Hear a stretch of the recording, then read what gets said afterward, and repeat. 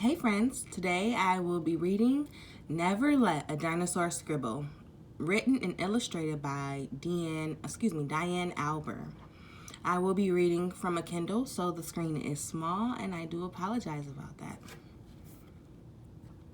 I recently got a pet dinosaur. I know, it's hard to believe, but it's true. And everyone keeps telling me, never let a dinosaur scribble.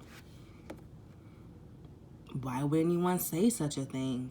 I mean, dinosaurs are so strong and powerful, so why can't they scribble? I thought if I gave them just one crayon, what could go wrong? Well, I'll tell you. He took off running toward the wall. "We don't scribble on walls, only paper," I yelled. Thank goodness my dinosaur has a short attention span. Just before he was going to scribble on the wall, he noticed a couple of stones instead. He started to scribble on one of the stones, which was great, but there was just one problem. He really couldn't see the scribble at all. I could tell he had another idea. He went to grab the paint.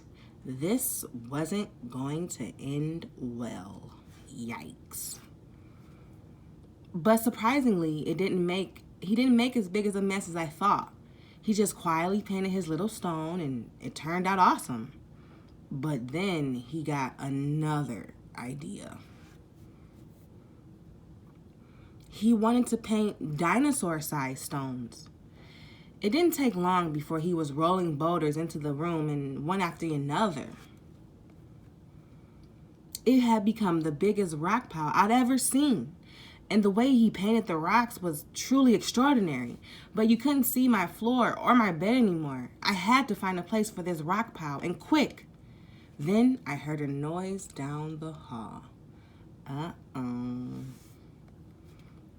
This was it. I was going to be in so much trouble. I popped my head out of the door. My mom was standing right there. Before my mom could say anything, I started to explain the mess she was about to see. Well, it all started when I heard to never let a dinosaur scribble, but I had to find out why.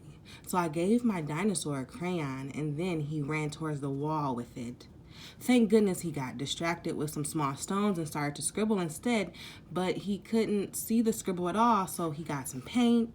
He loved it so much, then he got bigger stones, giant ones, and he even made a big mess, and I'm sorry.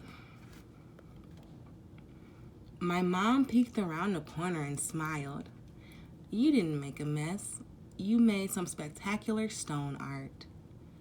When I turned around, there was just a little pile of stones on my table. No huge boulders and no gigantic rock pile. But still, some of the best art ever. All this time, people wanted to stop dinosaurs from scribbling. It could be because they try and draw on walls or make gigantic rock piles. But if my dinosaur had never scribbled, he would have never learned how to make this amazing stone art. So the next time you hear, never let a dinosaur scribble, just remember, all great art starts with a scribble, and even dinosaurs have to start somewhere. The end.